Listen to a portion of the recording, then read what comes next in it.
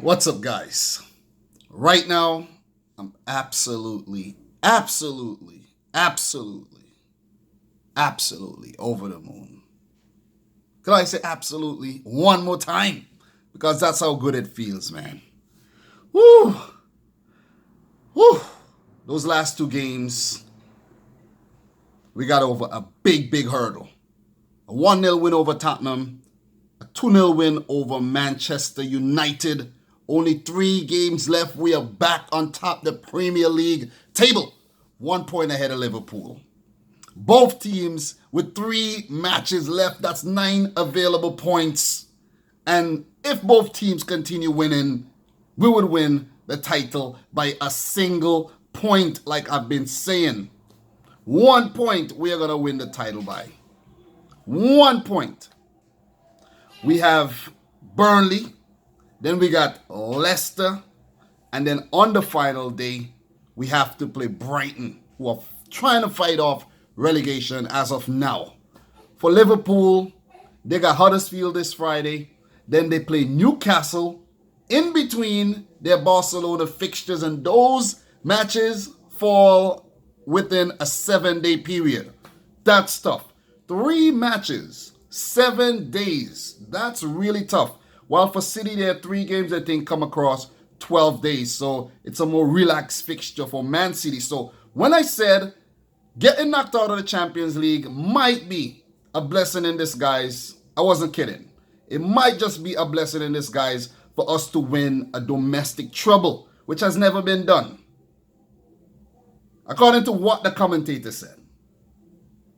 I'm quoting him on that. So it has never been done, winning the EFL Cup, winning the FA Cup, and the league title has never been done. It feels good.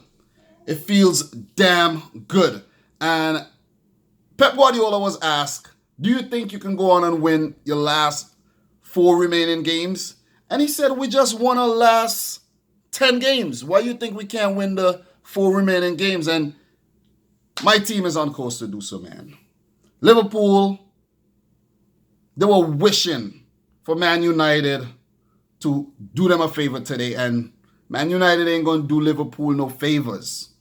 Man United will do us a favor way before they do Liverpool a favor. So what a big victory. A big 3 points for Manchester City, man. Just before I came home from work, I saw the Liverpool fan that I always talk to in the parking lot, and he looked really nervous. I was confident that we're going to win this game today. As soon as I saw Vincent Kompany name in the lineup, I'm like, we're winning this. This is his 14th Premier League appearance this season, and we have not lost. We have never lost when he has played. So I felt really assured that our captain started this game today. But what a game, man. What a game. Let's talk a bit about the game. Man United, the way they were set up, they played a back 5, didn't they? Smalling, Lindelof, and Darmian with Shaw and Ashley Young as wingbacks. They had Fred, Pogba, and Pereira in the midfield. As soon as I saw that, I was like, where's Matic, you know? I would have been a little bit more scared if Matic was in that midfield. He would have probably showed up today. Then above them, there was Lingard and Rashford to hit you on the counter attack. I was not convinced with this Man United team. De Gea in goal. I always forget the goalie, man. But United did not start this game off too badly. But I noticed something in the tunnel, guys. The United players, greeting the Man City players and hugging. And I'm like, what is going on here?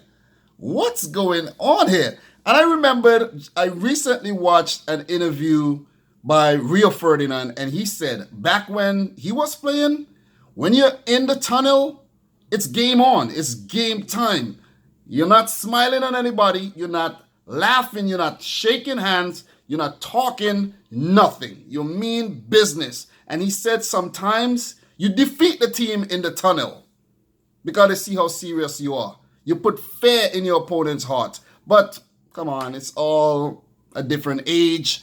players are dabbing with each other and, handshaking and all kind of ice cream stuff going on there. And at that moment, I'm like, Man United ain't going to win nothing today. They did start the game off well, created a few chances in the first half, and I was like, oh boy, are they going to show up today after losing 4-0 versus Everton, 3-0 versus Barcelona? They haven't been good. They haven't been good. I think they have created maybe one goal through open play for a very, very, very long time. And for the last few games, they haven't had a lot of shots on target. Today, only one shot on target. We had a brilliant chance early on in the game through Bernardo Silva. That was a power shot saved by De Gea. And then Sterling had a brilliant chance, which he should have scored, but I don't think he got enough purchase on it. It was again saved by David De Gea. And it was 0-0 at halftime. I was a bit concerned. Let me be completely honest. I was a bit concerned. But the turning point of the game was when Fernandinho picked up his injury early on in the second half. Pep Guardiola chose to take him off. I think Fernandinho wanted to continue, but Pep Guardiola just changed his whole strategy and his tactics, brought off Fernandinho, brought on Leroy Sané. I was like, oh my God, thank you very, very much. Thank you very much for bringing on Sané. And he injected so much life into our game. With Gundogan dropping back, his passing range is a little better than Fernandinho. He pivots a little bit better. He's a more attacking defensive midfielder than Fernandinho is. You all would agree, right? And he was involved in the first goal. It was Gundogan passing to Bernardo, who skipped past a few Man United defenders, and Luke Shaw stood off a bit and he hit it with his left to beat De Gea at his near post.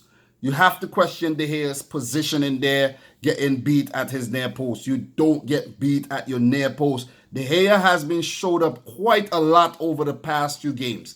Versus Barcelona and against Everton. Everton scored some spectacular goals. Let me just put that there. If you don't know, Everton really ripped Man United apart. So it was 1-0. I celebrated like a madman, I'm telling you guys. I felt so good. I felt so good. I got up from here and I ran all the way back there into that bedroom, into the back, touched the window. I came back. I was so ecstatic, man. I was like, yes, yes, yes. We're surely going to win this now. Couple minutes later, Aguero just kissed the post. I'm like, oh, we got to do better than this. We have to be more clinical, and we got to keep our feet on Man United's necks. And we missed that chance. But the second goal came 10 minutes later. 10 minutes later. But that wasn't before Man United had a slight chance. When the ball came over, Company tried to acrobatically clear it, and it threw off Lingard a bit, and he missed his shot. It would have been an open goal because Ederson was a bit off of his line, but they missed that opportunity. And then in the 66th minute, a mistake from Fred. Sterling got the ball, and he just went into fifth gear, man. I just like how Sterling accelerates so quickly, like the shift. The shift is so fast. He could be at a standstill and then just go from a standstill to running really fast, like in the blink of an eye. And United doesn't have anybody that could run with Raheem Sterling, and he just got behind the defense. Sané, who is another speedster, one of the fastest in the Premier League, Sterling delivered the ball to him, and he whipped it so hard that David De Gea got beaten at his near post again after the ball ricocheted off his legs. De Gea has to save those shots. Supposedly world-class goalkeeper has to save those shots. This has been the worst defensive performance by Man United in their Premier League history. This has to be the most goals David De Gea has shipped in any season throughout his entire career. It's gone over 50. It's ridiculous. And at that moment, I was like, yes, we have done it. We have done it. Can we score any more? Could we score any more? United did get a chance through Romelu Lukaku. It was saved by Ederson. And the game kind of, petered off a bit. Man City, my team, held on for the W, man. Big W in terms of the title race we go back on top the table, 1 point ahead of Liverpool. So the stats for this game, guys, United 12 shots, 1 on target. 1 on target. 36% of the position, 403 passes. My team, 8 shots at goal, 5 on target. Very, very good. It's very important to get the balls on target. That's how they're going to end up in the back of the net. 64% of the possession, 701 passes, 86% pass completion. And that's how we really, really wear teams down, when we keep the ball for very long periods, have them chasing, and by the time they get it back, they're tired. And Man City, they're very, very good off the ball as well. They get it back, they force the team into a mistake, and they pounce on it to score. We have an identity, and that is something that Man United lacks at the moment. They're currently fighting for top 4. Currently sitting in 6th position, 64 points. They have 3 games to go. Arsenal, they just lost to Wolves. I think the game may have ended 3-1.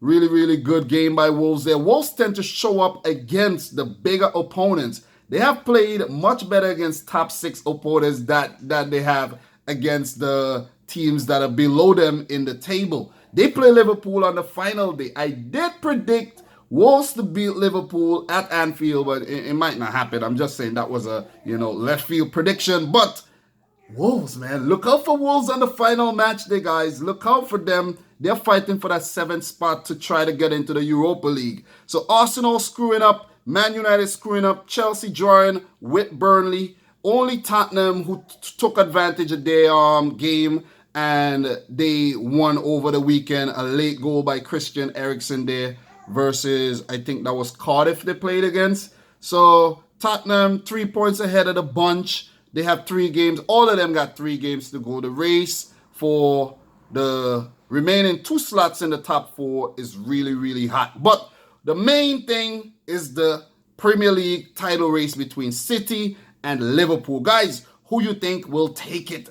I'm going for my team, not because it's my team. I looked at the fixtures and I see that these are fixtures we can definitely win. Leicester is a hot and cold team. They can show up on the day. Burnley, they have secured safety, so they might not be as desperate and as dangerous as they would have been if they're trying to secure safety. And Brighton game might be dangerous, but then again, that's Brighton. They trying to stay up in the Premier League.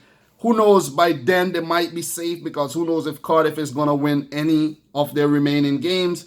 But I think the 3 remaining fixtures should be wins for Manchester City, barring some kind of training ground injury to a few other players. Keep our fingers crossed here, knock on wood. But guys, I'm your boy Dominic Rich, man. Pep Guardiola must be ecstatic. Ole Gunnar Solskjaer has to work on his tactics. He has to rebuild his team, has to revamp. As I said, this whole team needs to be thrown in the garbage. Pick out who you need to come back next season, because they have been atrocious across their last 8 to 10 games. But guys, I'm going on way too long. I'm your boy Dominic Rich. If you're new around here, consider hitting the subscribe button. Leave any major talking points that I missed in the comment section down below. I'm only human. Don't forget to slap a like on the video. And until next time, peace out. Rich? Squad.